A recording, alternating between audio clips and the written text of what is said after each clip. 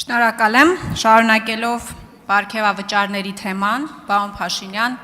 փաստորեն 3 միլիարդ դրամի պարգևավճար բաժանելով անարատ պաշտոնյաներ եք փորձում կերտել։ Իդեպ այսօր ֆինանսների նախարարն էլ առավոտյան հայտարարել էր, որ դա շատ խիզախ քայլ է եւ մեր սիրելի հայրենակիցները չպետք է զայրանան դրանից։ Գիտեք, վերջին օրերին լսելով այս արդարացումները, մեկնաբանումները, պարգևավճարների հետ կապված, ես մտածում եմ, թե հայ ազգը ոնց պետքա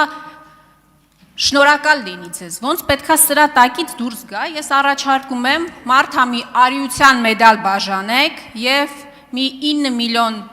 դրամ էլ որպես խիզախության համար դրամական պարգևատրում։ Սա այսքան տխուր չէր լինի իհարկե, եթե նույն օրերին դուք չհայտարարեիք, պարոն Փաշինյան, որ մեր տատիկներին եւ պապիկներին, թոշակառուներին 10,000 դրամ չեք տալիս, որովհետեւ իրանք չգիտեն այդ 10,000 դրամը ոնց ծախսեն։ Հիմա քանի որ մեր կառավարությունը այստեղ է, ամբողջ կաբինետը այստեղ է, մարդամի 7-8 միլիոն պարգևավճար են ստացել, ես առաջարկում եմ փոքր բրիֆ անենք եւ մեր տատիկներին, պապիկներին, ովքեր կքածեն վարկերի տակ, պարտքերի տակ, կոմունալների տակ,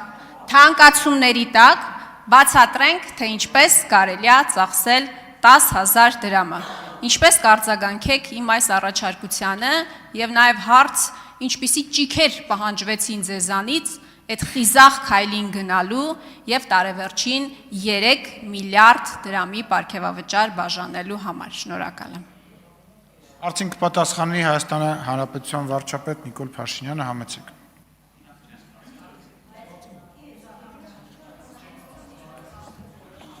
Շնորհակալ եմ, նախ ուզում եմ ասել, որ մեծ ջիքեր չպահանջվեցին, որովհետև այդ 3 միլիարդը վստահաբար գոյացել է, այդ թվում նախկինում ձեր եւ ձեր շրջապատի մարդկանց հարկերից խուսափելու մեխանիզմը գործարկելուց։ Դրա համար է, որ ձեզ տենց մռմռացրել է դա։ Երկրորդը, հեշտությամբ, որովհետև ես գիտեմ, որ այդ թվում Հայաստանում կա ավանդույթ, ենթադրում եմ, այսօր ձեր խմբակցությունում էլ կա այդ ավանդույթը, որ ծրարով փողեր եք ստանում ձեր ղեկավարի կողմից, համենայն դեպս նախորդող շրջան եւ իմիջայլոց, ես ինչքան գիտեմ, քրեական գործեր կան, որ այդ թվում Հանրապետության ղեկավարած անձի ընտանիքի անդամը, ասենք, այդ ճամպրուկով փողը մտնում էր կառավարություն կամ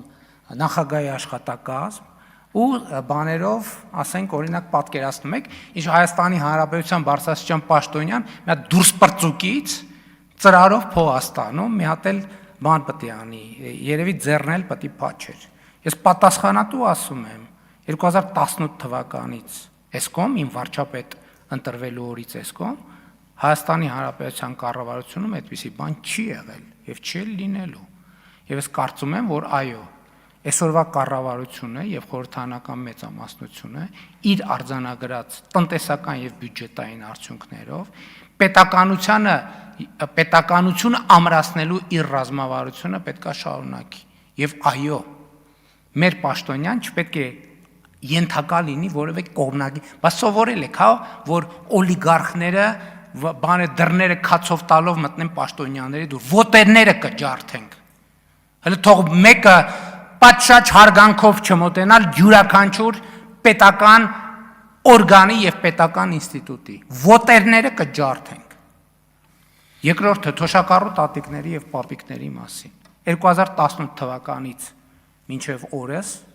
թոշակները բարձրացել են մի քանի անգամ տարբեր որոշումներով, նվազագույն կենսաթոշակը կրկնապատկվել է։ Այստեղ բարդությունը ես ուզում եմ մենք բարձ հասկանանք ինչի մեջ է, որովհետև թոշակառուն 470,000, 500,000 մոտ եւ նպաստառու։ Ինչ? Նպաստառու եւ թոշակ, ես 2018-ի թիվն եմ ասում։ 660,000 մարդու մասին է խոսքը։ Եվ մենք թոշակառու տատիկներին ոչ թե 10,000, 100,000, 200,000, 500,000, 1 միլիոն դրամով ենք բարձրացրել Տիկին Ավանեսյան։ Առողջության ապահովագրության մասով Մենք այսօր 65 տարեկան եւ բարձր տարիք ունեցող թոշակառուներին միլիարդներ, տասնյակ միլիարդներ են ուղղել պետական բյուջեից, որպեսզի մեր սիրելի տատիկների եւ պապիկների հոգսերը հոգան։ Ընդ որում ծառայություններ, որ նրանք նախկինում անվճար երբեք չեն ունեցել, երբեք Հայաստանի պատմության մեջ։ Մենք երբ որ հետազոտել ենք այդ թվում մեր սիրելի տատիկների եւ պապիկների կարիքները, տեսել ենք, որ իրանց առաջին, երկրորդ, երրորդ, չորրորդ կարիքը առողջապահությունն է եւ մենք տասնյակ միլիարդներ ենք ուղղել դեպի առողջության ապահովագրություն։ Մենք անկանխիկ առևտրից հետ վճարի համակարգով միլիարդներ ենք ուղղել դեպի թոշակառու մեր տատիկները եւ պապիկները, թիվը հիմա ծրագրի սկզբից մինչև հիմա, ասենք 32, այս տարի էլ ինչքանով ենք ավելացնել։ Այսինքն տասնյակ միլիարդների մասին է խոսքը, եւ երկրորդը, այո, պետական պաշտոնյան, որովհետեւ ինչ է ալնում, այստեղ դուք էլ հարց եք տալիս, այստեղ էս խնդիրը կա, ոնց եք լուծելու, այստեղ են խնդիրը, պետական պաշտոնյան պետք է լինի գերկենտրոնացած իր աշխատանքի վրա եւ զերծ որևէ կողմնակի ազդեցությունից, Այդ թվում գիտեք ինչ, հիմա կարող է լավ չլինի, ինչ էլա, այդ թվում պետք է որոշակի նաև հարազատների, բարեկամների, տարբեր խնդիրների առաջ խեղճանալու տրամաբանություն։ Պետք է կենտրոնացած լինի իր աշխատանքի վրա։ Այո, թալանացը ձեզանից հավաքել ենք եւ բաշխել ենք, թալանացի 0.00, թալանացից հավաքածի 0.000.1%-ը հավաքել ենք եւ բաշխել ենք, ուժեղացրել ենք, ներդրել ենք մեր պետական ապարատի վրա, որովհետեւ մենք մեր սեփական միշիկը չունենք ու չենք ուզում ունենանք,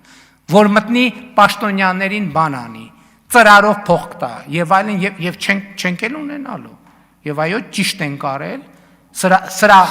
արդյունքի շահառուն Հայաստանի Հանրապետության քաղաքացին է։